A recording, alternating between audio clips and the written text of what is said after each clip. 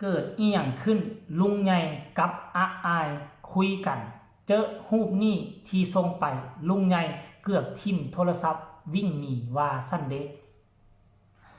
ทักทายสบายดี FC ของอาอายสกุลณพรมาพบมาพ่อกับเจเบาลาวคลิปนี้ขอยกย้ายไส้สวยหนีออกจากน้องทิดาลาวมาโอ้มาลมกับแฟนๆของน้องอาอายสกุลณพรซึ่งเป็นลูกสาวหัวแก้วหัวแหวนคนทำอิฐของลุงใหญ่แห่งวงเสียงวิหกและอลังการโซถ้าเอ่ยถึงลุงใหญ่ทุกคนก็น่าจะฮู้ดีเนาะบ่ว่าจะเป็น FC น้องทิดาลาว FC น้องอาอายก็จะฮู้ว่าลุงใหญ่เป็นผู้ใดมาจากไสโดยเฉพาะน้องน้อยทิดาลาวก็ได้รับความโปรดปรานได้รับความเห็นอกเห็นใจได้รับโอกาสจากลุงใหญ่ต่างๆนานาซึ่งเอื้อยอาอายสกุลนพรก็เส้นเดียวกันหลานก็คือหลานวันยังค่ำช่วงระยะที่ผ่านมานี่ทางลุงใหญ่เพิ่นก็มีภารกิจหลายสิ่งหลายอย่างเพราะว่าถึงมอบหมายให้ไปดูแลทางวงอลังการโชว์ซึ่งเป็นวงใหม่ของเสียงวิหกก็เลยได้ห่างเหินจากวงเสียงวิหกวงเดิมไปเฮ็ดให้ก็ห่างหายจากหลานสาวเป็นเวลาดนนานจึงมีความคิดฮอดคิดถึงกันก็เลยมีการแชทหากันโทรหากันว่าซั่นเด้พูดคุยกันตามปกติภาษาลุงกับหลานซึ่งถ้าผู้ใดติดตามน้องอาอายกับลุงใหญ่ก็จะได้เห็นความหักความแพงที่ลุงใหญ่มอบให้น้องอาอายโดยตลอดและครั้งนี้เนาะมันเกิดอีหยังขึ้นว่าติเฮาก็จะได้เห็นความหักความแพงความอบอุ่นถึงมาบ่ได้เห็นกันดนก็มีการติดต่อประสานงานกันตลอดแล้วมันเกิดอย่างขึ้นลุงใหญ่ได้แคปเอาหน้าจอมาโพสต์ว่าแบบนี้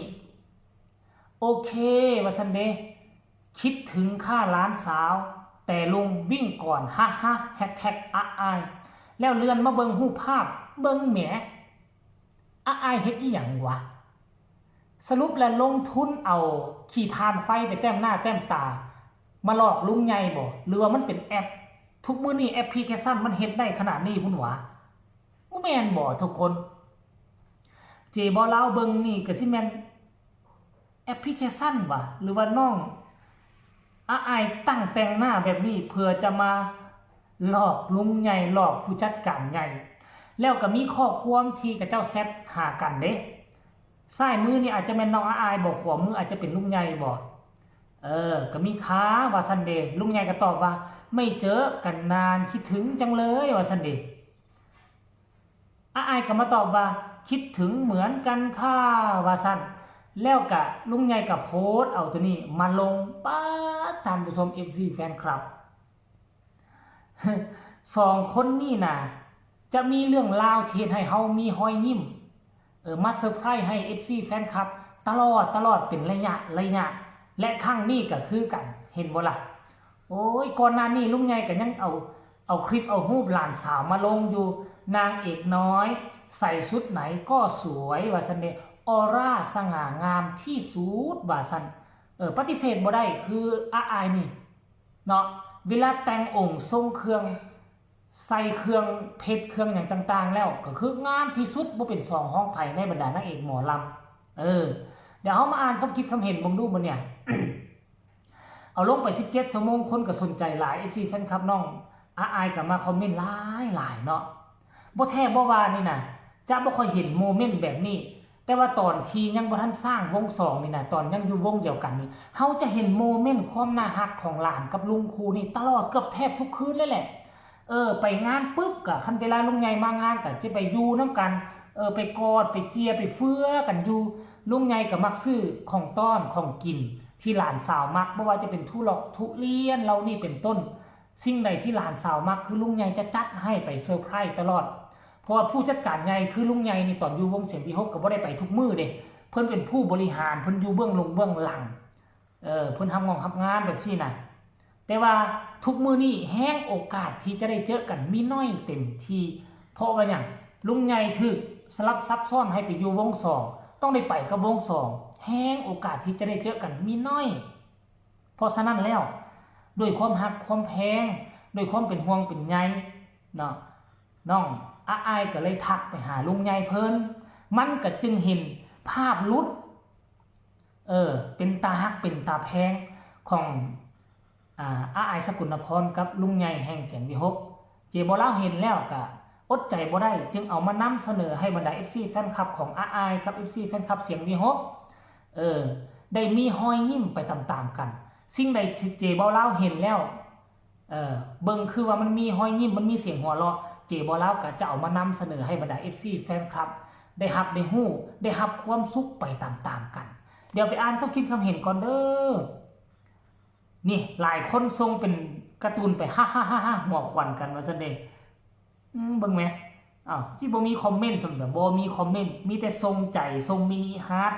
ทรงเสียงหัวเราะไปตามๆกันเอาสรุปรวมแล้วกับท่านผู้ชมโอ้มีอยู่นี่หลานสาวลุงใหญ่ไม่หวงสวยเลยค่ะว่าซั่นเด้คนนี้บอกว่าสกุลพรมีเธอคนเดียวที่ทำให้หัวหน้าหลานเจ้าของวงทำไปแม้คุณแม่คุณจ้าว่าซั่นเด้คนดีชอบนี่ชอบคนนี้แหละ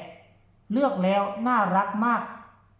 จ้าคนงานอ่านไปก็งงไปบ่แม่นค่อยอ่านผิดได้ค่อยอ่านถูกเพราะว่าเขาเขียนแบบซั่นเด้หลานลุงใหญ่คือสวยแท้น่ารักด้วยว่าซั่นเด้โอ้ยนอสกุลน้อยสกุลหน้าน้อยว่าซั่น FC แฟนคลับก็ว่าคือกล้าเฮ็ดแท้คือกล้าลงทุนแท้ขั้นกรณีว่าน้องอายน่ะลงทุนเอาซอเขียนคิ้วสีดำมาแต่งแบบนี้เองน่ะก็ถือว่าโอ้ยมีความอดทนสูงเจบ่าวลาวมองว่าอันนี้น่าจะเป็น AI หรือบ่ FC แฟนคลับของอาอายสกุลนพรคันท่าว่าเห็นคลิปนี้แล้วมาคอมเมนต์บอกเจบ่าวลาวเนี่ยสรุปแล้วเป็น AI หรือว่าน้องอาอายสกุลนพรลงทุนแต่งโตด้วยตัวเอง